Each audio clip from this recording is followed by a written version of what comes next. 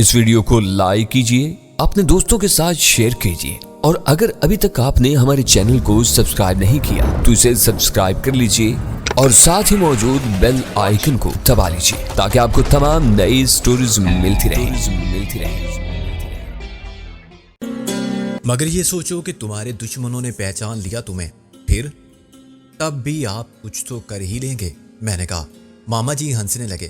تم لوگ جو کام کر رہے ہو اپنی جوانی میں ہم نے بھی بہت کیے۔ لڑکیاں ہمارے ساتھ بھی ہوتی تھی اور خیر کام کرتی تھی، ٹرین کی پٹری پر بم باندھنے سے دستی بم پھینکنے تک، لیکن ہم ان کو ہر جگہ ساتھ نہیں لیے پھرتے تھے۔ پھر آج کل زمانہ بھی وہ نہیں، انسان اور درندوں میں کوئی فرق نہیں رہا۔ میں نے کہا ہم بھی سمجھتے ہیں اس فرق کو، لیکن ہم کیا کریں، مجبوری ہے، انہیں ہم چھوڑ نہیں سکتے، اور ہم چھوڑنا بھی چاہیں تو وہ کب ہمیں چھوڑتی ہیں۔ غالب نے کہا۔ ایک ساتھ منو میاں اور طوفان میل اندر آئے۔ طوفان میل تو وہی لڑکا تھا جو حلوہ پوری لینے گیا تھا۔ وہ سچ مچ دوڑتا ہوا آیا تھا اور کانپ رہا تھا۔ اس نے ہمیں غور سے دیکھ کر کہا، دیکھا ماما جی کتنی جلدی آیا ہوں میں۔ ماما جی نے اسے 1 روپیہ دیا، جا عیش کر، اور وہ سیٹی بجاتا ہوا بھاگ گیا۔ ہم سب منو میاں کی طرف متوجہ ہو گئے تھے۔ وہ بہت تھکے ہوئے اور شکست خوردہ سے نظر آ رہے تھے۔ معاف کرنا، ہمیں کچھ دیر ہو گئی۔ انہوں نے کمرے میں دیوار سے ٹیک لگا کے بیٹھنے کے بعد یوں کہا جیسے یہ معمولی تاخیر تھی۔ میں نے کہا ماما جی نے ہمیں بتا دیا ہے۔ ہم سب کو بڑا دکھ ہوا، وہ بڑے اچھے لڑکے تھے۔ غالب نے ہمدردانہ لہجے میں کہا، کوئی اور بات کرو۔ منو میاں نے چڑچڑے پن سے کہا، شاید یہ ذکر بھی ان کو دکھ دیتا تھا۔ میں نے فوراً بات بدل دی، آپ کہاں چلے گئے تھے؟ مجھے وہ سب سامان چھپانا تھا۔ اللہ کا شکر ہے ان کے ہاتھ کچھ بھی نہیں لگا۔ میں سب سمیٹ لایا ہوں بوری میں۔ منو میاں بولے، کہاں چھوڑا ہے وہ سب سامان؟ ہے ایک جگہ۔ ہم اپنا سب سامان ایک ہی جگہ نہیں رکھتے تھے کہ کبھی جان بچا کے بھاگنے کا وقت آ جائے تو ہم خالی ہاتھ نہ رہ جائیں۔ منو میاں نے کہا۔ میں یہ پوچھتے رہ گیا کہ کیا رات کو سین شین اسی دوسرے ٹھکانے سے مشین گن اور دستی بم وغیرہ لے کر تھانے پر حملہ آور ہوئے تھے؟ منو میاں نے اچانک ریوالور نکال لیا۔ ان کی آنکھوں میں وحشت ناچ رہی تھی، جیسے پور رات سے مرگٹ میں بدروحیں۔ وہ زندگی سے برگشتہ تھے۔ جو کچھ اس دنیا نے انہیں دیا تھا تجربات و حوادث کی شکل میں، اسے وہ اپنے لہو کا تاوان دے کر لوٹانا چاہتے تھے۔ وہ مایوسی کی اس انتہا کو پہنچ چکے تھے جہاں تسخیر کائنات کا عزم رکھنے والا، پہاڑوں سے بلند حوصلہ رکھنے والا، امید کو ناقابل شکست یقین سے وابستہ رکھنے والا بھی ہمت ہار جاتا ہے۔ منو میاں کے ارادے کو ہم سب ہی نے سمجھ لیا تھا، مگر ان کے ہاتھ سے ریوالور چھین لینے کی کوشش میں نازو کامیاب رہی۔ وہ اسی وقت گل کے ساتھ اندر آئی تھی۔ گل نے چائے کی ٹرے اٹھا رکھی تھی اور نازو کے ایک ہاتھ میں وہ سلور کی کیتلی تھی جس میں چائے ابالی گئی تھی۔ اس نے حیرت انگیز پھرتی کا مظاہرہ کرتے ہوئے منو میاں کے ہاتھ پر کک ماری۔ ریوالور منو میاں کے ہاتھ سے نکل کر اڑتا ہوا چھت کی طرف گیا اور پھر نیچے آیا تو غالب نے کیچ کر لیا۔ منو میاں کے ہاتھ کی کلائی ٹوٹنے سے رہ گئی تھی، مگر انہیں سخت چوٹ آئی تھی۔ تکلیف سے زیادہ یہ اپنی بزدلانہ کوشش میں ناکامی کا رد عمل تھا کہ ان کی آنکھوں میں آنسو آ گئے۔ میں اور محسن بھی ان سے ریوالور لینے کے لیے ہی جھپٹے تھے۔ نازو نے قریب ہونے کا فائدہ اٹھایا، مگر اس سے زیادہ یہ نازو کی حاضر دماغی تھی کہ ریوالور پر نظر پڑتے ہی اس نے منو میاں کے ارادے کو سمجھ لیا تھا۔ میں نے منو میاں کو جھنجھوڑ کر کہا، کیا آپ کا دماغ خراب ہو گیا ہے؟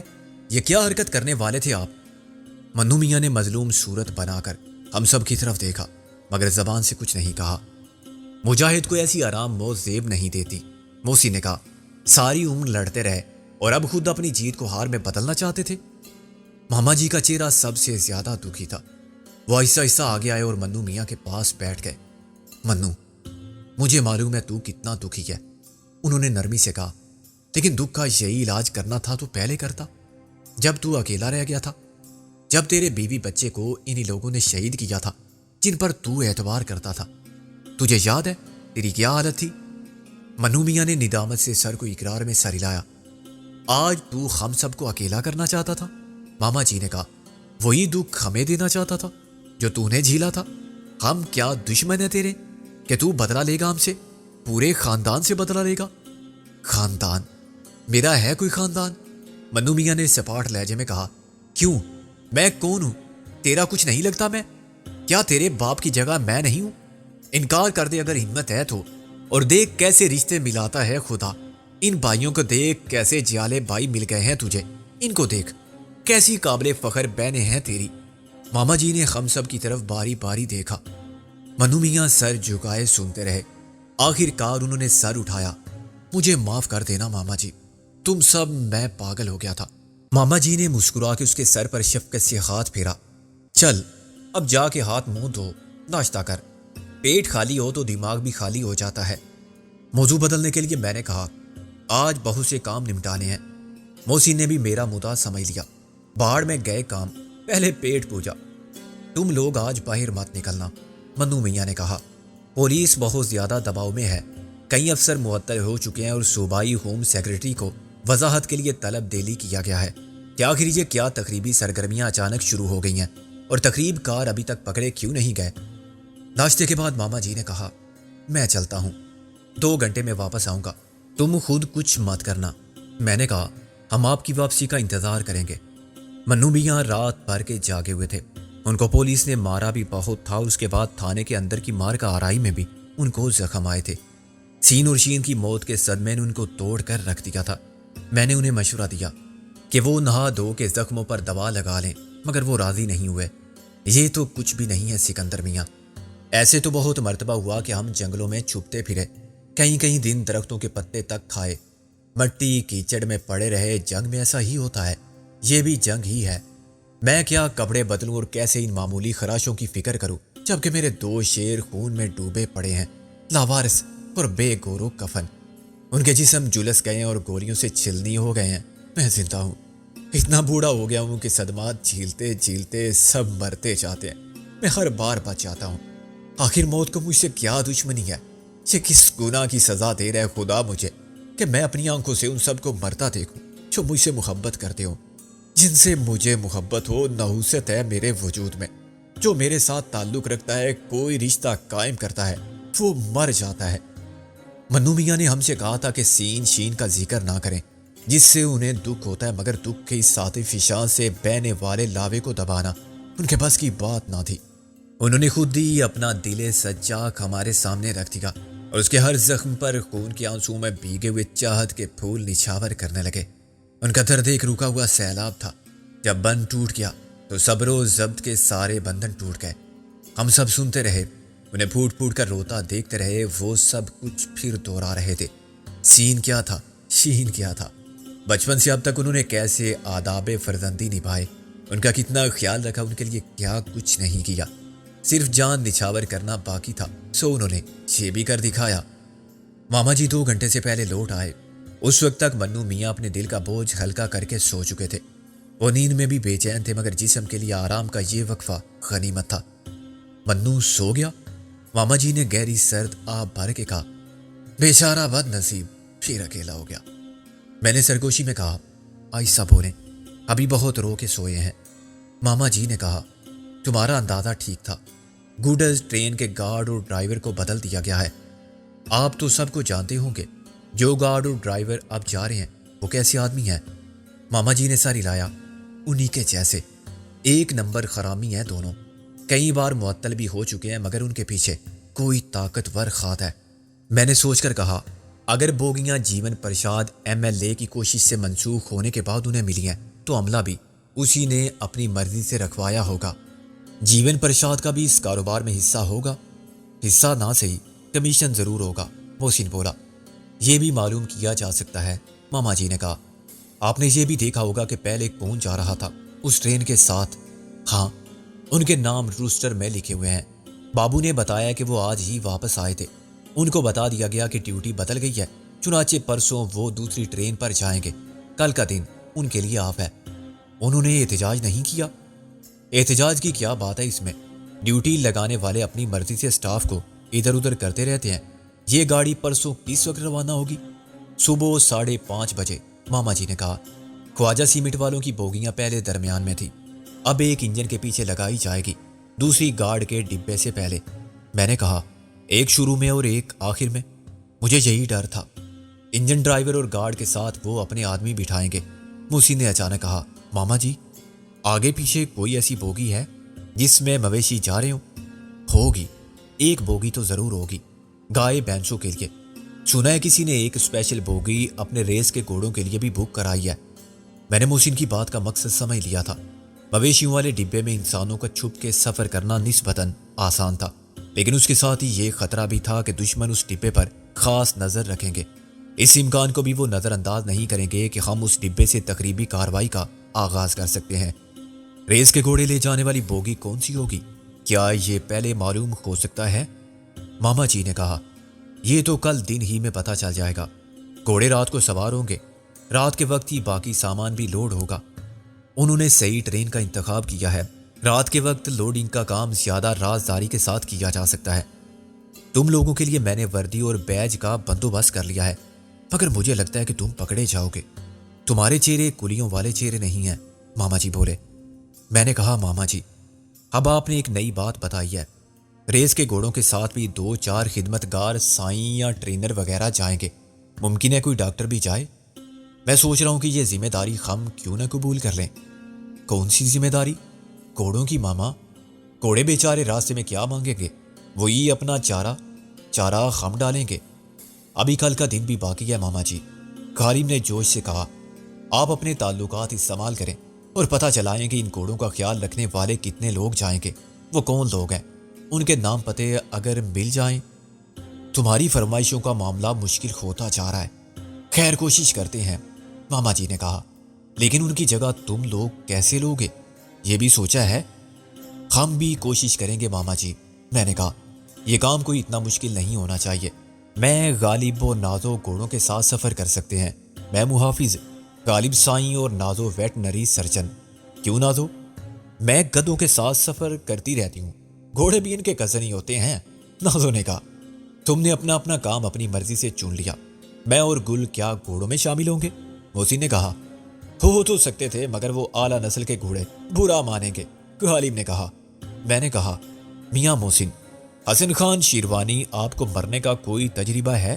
بھائی سکندر اعظم، آپ کیا بھول گئے کہ ہم ایک ساتھ مرتے تھے اور اکثر مرتے تھے، ایک باقاعدہ پروگرام کے تحت، کبھی اس پر کبھی اس پر۔ محسن بولا، آج بھی مرتے ہیں؟ اسی ارادے کے بغیر اس نے یہ بات کہتے ہوئے گل کی طرف دیکھا، اور گل کا رنگ ایک دم بدلا۔ مایوسی کے باوجود اس کا چہرہ کھل اٹھا۔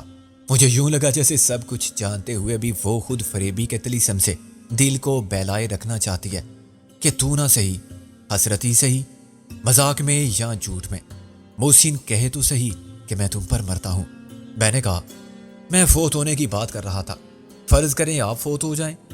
گل نے خوف زدہ لہجے میں کہا، سکندر بھائی، ایسا مذاق مجھے اچھا نہیں لگتا۔ محسن نے کہا، سکندر مذاق کب کر رہا ہے؟ میں نے بھی کہا، مذاق کی کون سی بات ہے اس میں؟ فرض کریں یہاں کلکتے کا رہنے والا کوئی کرسچن فوت ہو جاتا ہے، اس کا نام پیٹر یا یوسف مسیح کچھ بھی ہو سکتا ہے۔ اب اس کی میت کو تابوت میں رکھ کے کلکتہ لے جانا ہو اسی مال گاڑی سے، پھر کیا؟ تابوت ہوائی جہاز میں جا سکتے ہیں تو مال گاڑی میں کیوں نہیں جا سکتے؟ محسن بولا۔ ماما جی نے نفی میں ساری لایا، بہت مشکل طریقہ کار ہے اس کے لیے، خصوصی اجازت نامہ چاہیے اور میڈیکل رپورٹ کہ لاش کو محفوظ کر دیا گیا ہے۔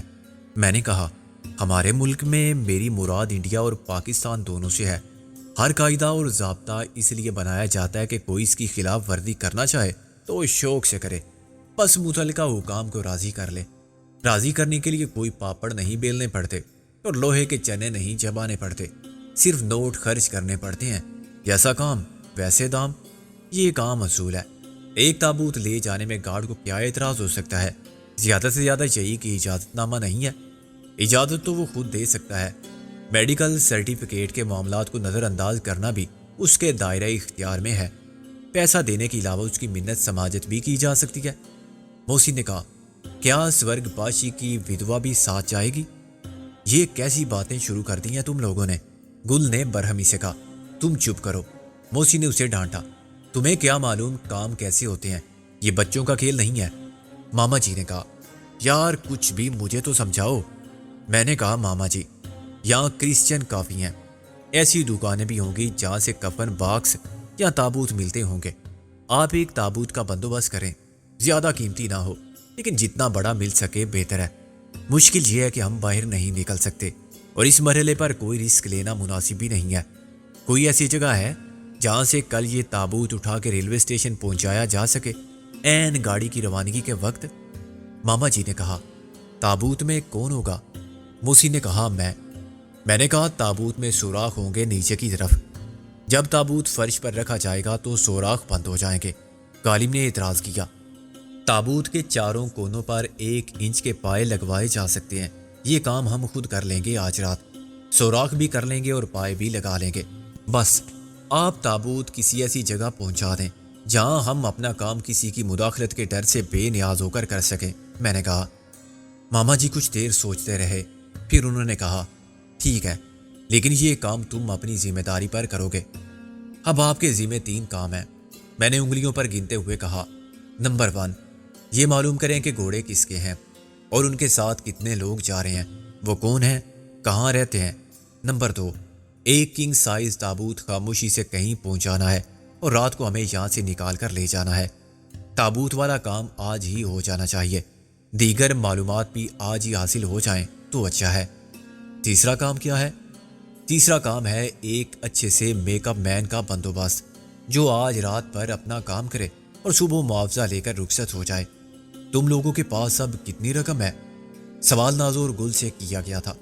انہوں نے دوسرے کمرے میں جا کے مشورہ کیا اور واپس آ کر بتایا 1,40,000۔ میک اپ مین کو 10,000 تک دیے جا سکتے ہیں۔ ماما جی نے حیرانی سے کہا پاگل ہو گئے ہو کیا؟ 1,000 بھی بہت ہے۔ میں نے کہا آپ پیسے کو مت دیکھیں، کام ایسا ہو کہ ہم بھی ایک دوسرے کو نہ پہچان پائیں، باقی معاوضہ رازداری کا ہے۔ غالب نے کہا آپ کے بانجے بھی آپ کی مدد کر سکتے ہیں۔ ماما جی نے نفی میں سر ہلایا، یہ ایسے کام نہیں ہے جو میں کسی بانجے کے سپرد کر دوں، سب مجھے خود ہی کرنا پڑے گا۔ کام بہت سے بتا دیے ہیں تم نے، میرا خیال ہے کہ مجھے فوراً روانہ ہو جانا چاہیے۔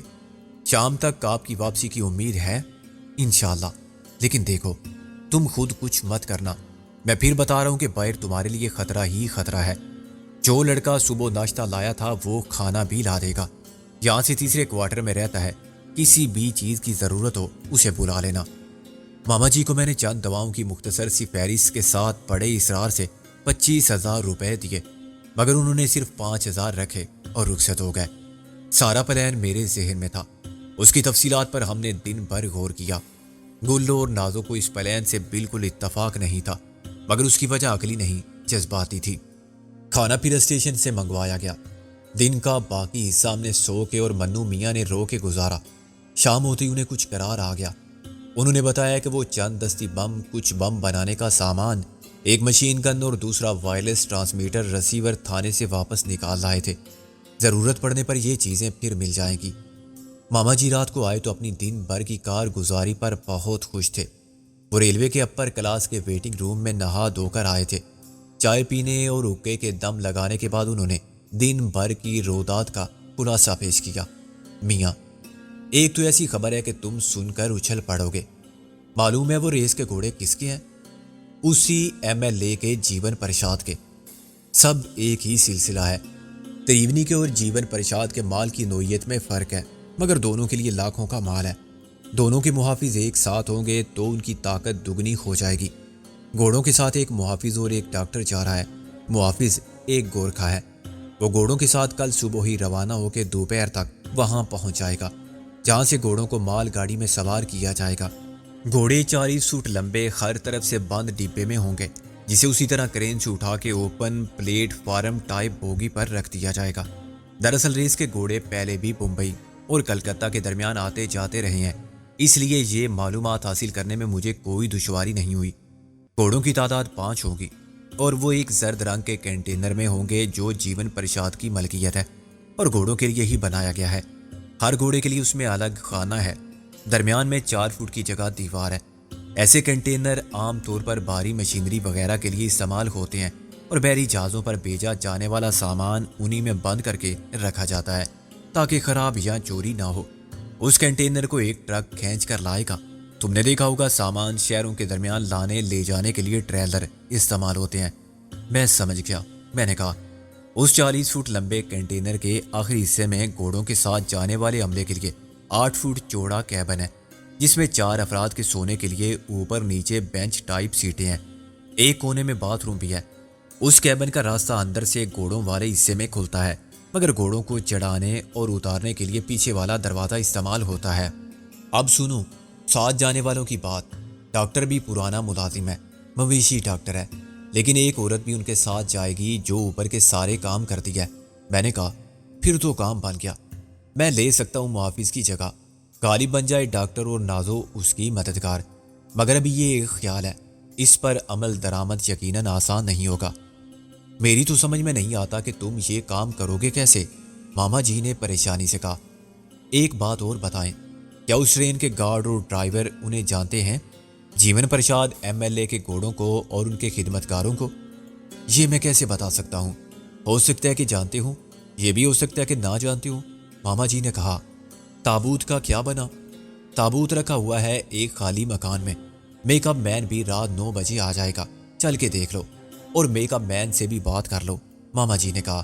اسے جو سمجھانا ہے خود ہی سمجھا دو۔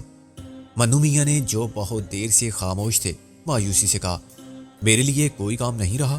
میں نے کہا منو میاں، سب سے اہم ذمہ داری آپ کو سونپی جائے گی ہمارے جانے کے بعد۔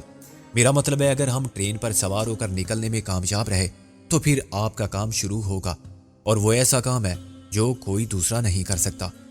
منو میاں کا چہرہ امید کی روشنی سے منور ہو گیا۔ ایسا کون سا کام ہے؟ میں نے کہا اطمینان رکھیں، میں آپ کو سب بتا دوں گا۔ ہم رات کے کھانے کے بعد نکلے، اندھیرا اس وقت ہمیں تحفظ فراہم کر رہا تھا اور ماما جی ہمیں کسی محفوظ راستے سے لے جا رہے تھے۔ ہم ریلوے لائن کے ساتھ ساتھ چلتے جا رہے تھے، پھر دوسری طرف ہو گئے اور نیچے اتر کر ایک سڑک پر آ گئے۔ یہ 2-3 میل کا فاصلہ ضرور ہوگا جو ہم نے 1 گھنٹے میں طے کیا۔ پھر ماما جی نے ایک ویران نظر آنے والے گھر کا مکفل دروازہ کھولا اور ہم باری باری اندر داخل ہو گئے۔ ماما جی نے دروازہ بند کر کے لائٹ چلا دی۔ مکان میں ایک ہی کمرہ تھا جس کے وسط میں تابوت بند رکھا ہوا تھا۔ اس کے اوپر والے حصے میں 1 فٹ چوڑا اور 1 فٹ لمبا شیشہ بڑی صفائی سے فٹ کیا گیا تھا، جس میں سے لاش کا چہرہ دیکھا جا سکتا تھا۔ گل کے ساتھ اب نادو بھی دہشت زدہ نظر آنے لگی تھی۔ میں نے محسن سے کہا، ذرا لیٹ کے دکھا اپنے تابوت میں۔ گل نے اس درجہ زدہ لہجے میں کہا، ایسا مت کرو۔ میں نے پلٹ کر اسے دیکھا اور درشتی سے کہا، دیکھو گل، اگر اتنا کمزور دل ہے تمہارا تو تمہیں آنا ہی نہیں چاہیے تھا ہمارے ساتھ۔ ہم اس قسم کی جذباتی حماقت کا روگ نہیں پال سکتے۔ زندہ آدمی اگر قبر میں بھی لیٹ جائے تو مردہ نہیں کہلاتا۔ میں تم پر بھروسہ کروں یا نہ کروں ابھی بتا دو۔ یہ کام تو تمہیں محسن کے ساتھ مل کر کرنا تھا، اور یہ بہت اہم ذمہ داری ہے، اس پر ہمارے پلان کی کامیابی کا انحصار ہے۔ گل شرمندہ نظر آنے لگی۔ مجھے معاف کر دیں سکندر بھائی، میں سب کچھ کر سکتی ہوں۔ محسن نے ہنس کر کہا، ارے پاگل، یہ تو کھیل ہے، ایک دلچسپ کھیل، میں ابھی لیٹتا ہوں، یہ دیکھو۔ وہ ایک دم تابوت کا ڈھکنا اٹھا کر لیٹ گیا۔ غالب نے کہا، کیا میں اور سکندر منکر نکیر کی طرف سے چند سوالات کر سکتے ہیں؟ محسن بھائی نکل آیا، یار اس میں بستر لگا دے ورنہ میری تو کمر تختہ ہو جائے گی۔ تمہیں زیادہ نہیں 2-3 گھنٹے ہی اندر گزارنے ہیں، میں نے کہا۔ کل رات جب ہم تم کو اس میں بند کریں گے تو تمہارے لیے پانی کی 1 بوتل اور بسکٹ کا 1 پیکٹ بھی رکھ دیا جائے گا۔ تمہارا چہرہ کافی بدلا ہوا ہوگا۔ گل تمہاری بیوہ کی حیثیت سے ساتھ جائے گی، حلمیہ اداکاری اس کا کام ہے۔ بظاہر تابوت کئی پیچوں سے بند ہوگا، لیکن در حقیقت سب چھوٹے پیچ ہوں گے جو اوپر والے ڈھکنے کی لکڑی ہی میں رہ جائیں گے۔ مجھے امید ہے کہ تابوت کو گارڈ والے ڈبے ہی میں رکھا جائے گا۔ جب ٹرین شہر کی حدود سے باہر نکل جائے گی تو موقع پاتے ہی گل تمہیں سگنل دے گی اور تم ڈھکنا کھول کر باہر آ جاؤ گے ریوالور کے ساتھ۔ پھر گارڈ کو قابو کرنا کوئی مشکل کام نہیں ہونا چاہیے۔ تابوت کو اٹھا کر کون لے جائے گا؟ میں نے ماما جی کی طرف دیکھ کر کہا، اس کا انتظام بھی کر لیں گے کچھ نہ کچھ۔ دوسری طرف بھی غالب اور نازو شری جیون پرساد کے گھوڑوں کی رکھوالی سنبھال لیں گے۔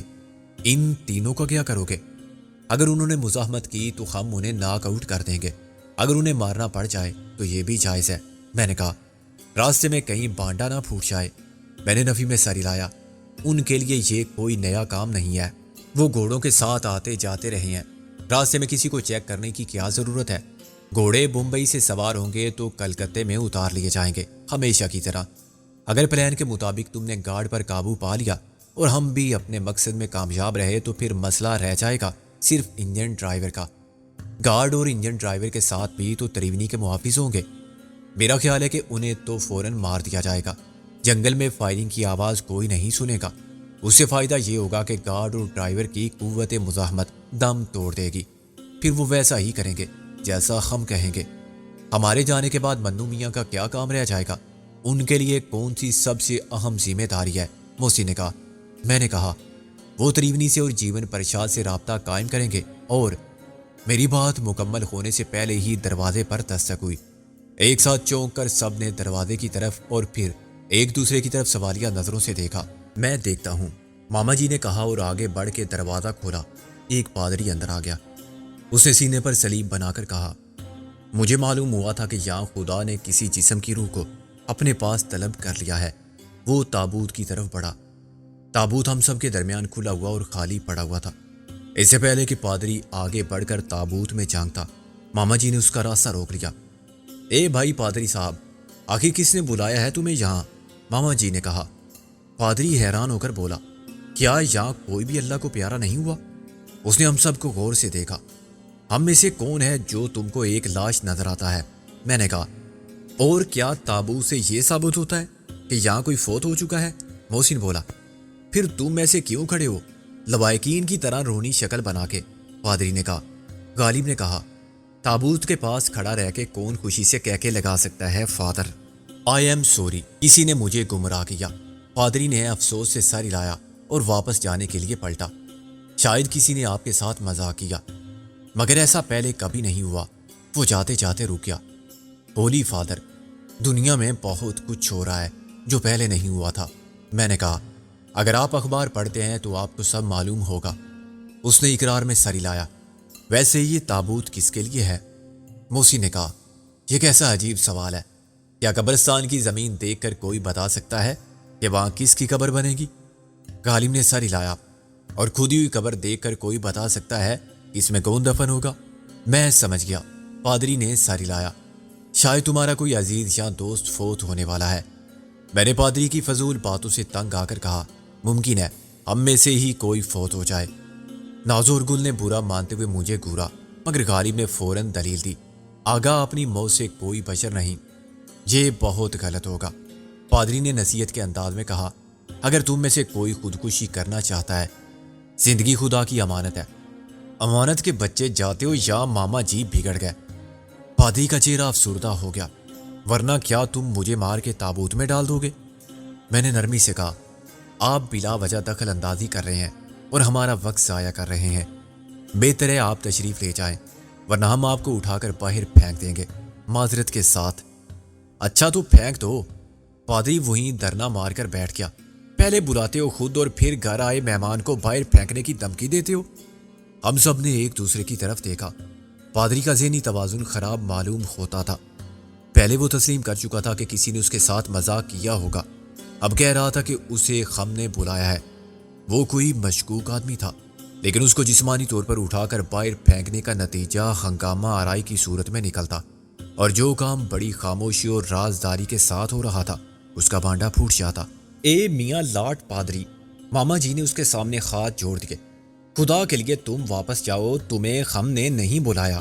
ہم مسلمان ہیں، مریں گے تو ہماری نماز جنازہ کوئی مولوی پڑھائے گا، اس وقت بھی تمہاری ضرورت نہیں ہوگی۔ وہ اچانک ہنس پڑا۔ واہ ماما جی، آپ کی نظر بھی دھوکہ کھا گئی، اب آپ چشمہ لگوا لیں۔ ابے تو چشمے کی اولاد، ماما جی نے حیرانی کے ساتھ ہنستے ہوئے کہا۔ سارے ڈرامے باز پادری اٹھ کھڑا ہوا اور اس نے اپنا چوگا اتار دیا۔ چوگے کے نیچے وہ قمیص پتلون پہنے ہوئے تھا، اس کی داڑھی بھی مصنوعی تھی اور سر کے بالوں کی وگ کے نیچے اس کا سر درمیان سے بالکل صاف تھا۔ ہم سب ہکا بکا کھڑے اس کی ظاہری حالت میں رونما ہونے والے انقلاب کو دیکھتے رہے۔ ماما جی نے مسکرا کر کہا، میاں یہ وہی میک اپ مین ہے جسے میں نے بلایا تھا، بڑے کمال کا آدمی ہے۔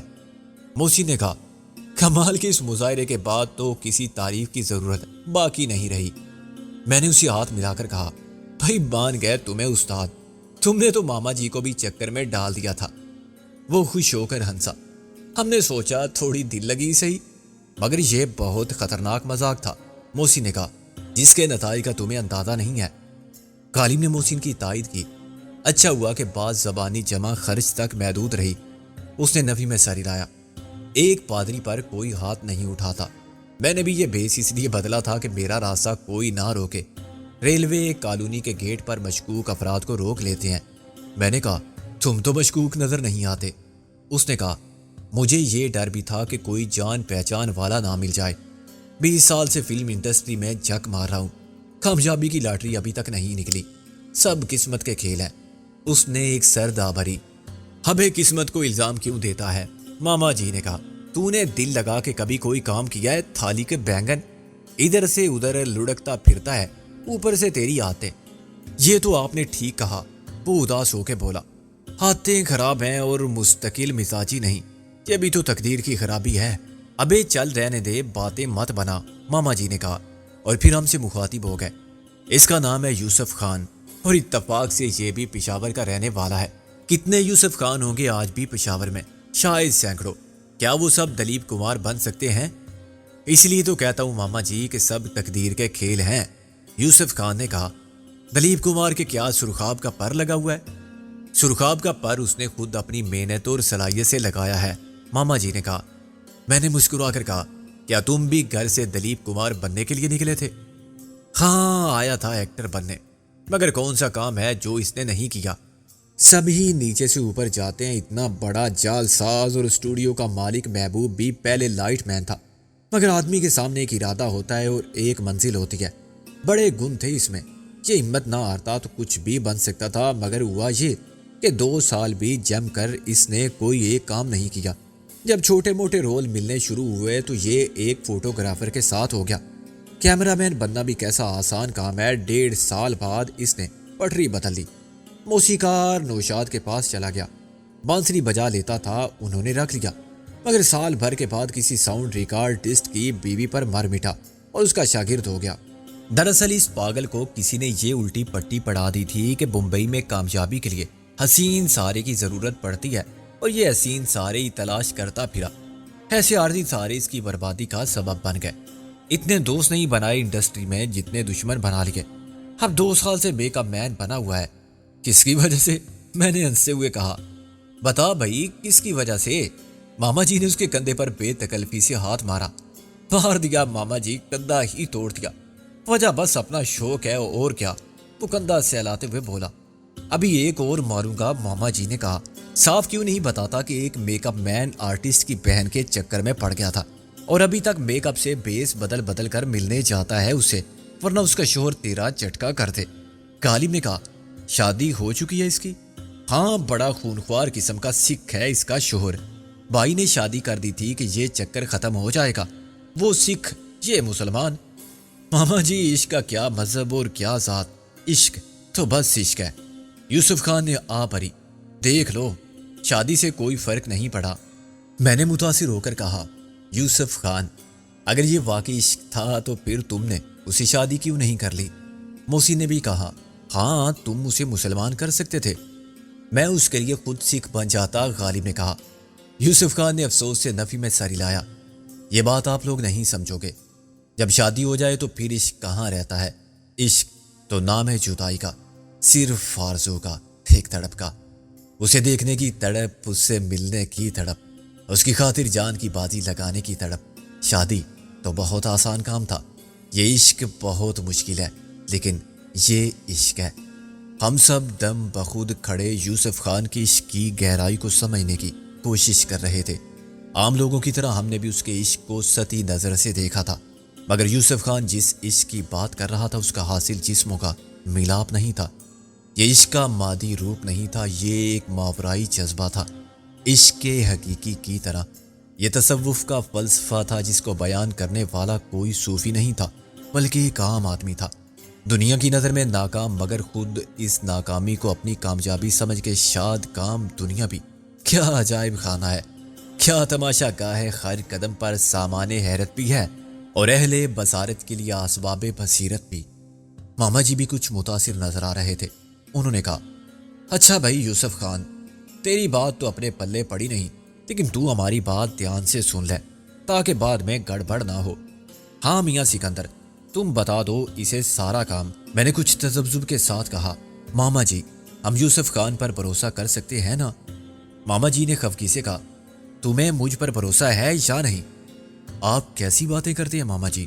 میں نے کہا گولی مارو ماما جی کو، یہ بتاؤ مجھے پہلے کبھی دیکھا تھا تم نے؟ ماما جی کا غصہ کم نہیں ہوا۔ میں کون سا سگا ماما ہوں تم سب کا؟ پھر آنکھ بند کر کے کیوں چلے آئے تھے میرے گھر میں؟ وہ منو میاں آپ کو جانتے تھے؟ تم منو میاں کو جانتے تھے؟ ماما نے کہا۔ وہ میرا ہرگز یہ مطلب نہ تھا، چھوڑو مطلب کی بات۔ ماما جی نے میری بات کاٹ دی۔ سکندر میاں، یہ بال دھوپ میں سفید نہیں ہوئے، ساری زندگی ایسے ہی گزاری ہے جیسے تم اب گزار رہے ہو۔ دوست دشمن میں تمیز کرنا آتا ہے مجھے، کھوٹے کھرے کی پہچان رکھتا ہوں، کوئی دھوکہ نہیں دے سکتا مجھے، اور تم ڈرتے ہو کہ میں تمہیں دھوکے میں نہ رکھوں، میرے منہ پر شک کی کالک ملتے ہو۔ معاملہ بڑی مشکل سے رفع دفع ہوا۔ میں نہیں، میرے ساتھ غالب اور نازو، گل اور موسی نے بھی ان سے معافی مانگی، تب کہیں جا کے ان کا غصہ ٹھنڈا ہوا۔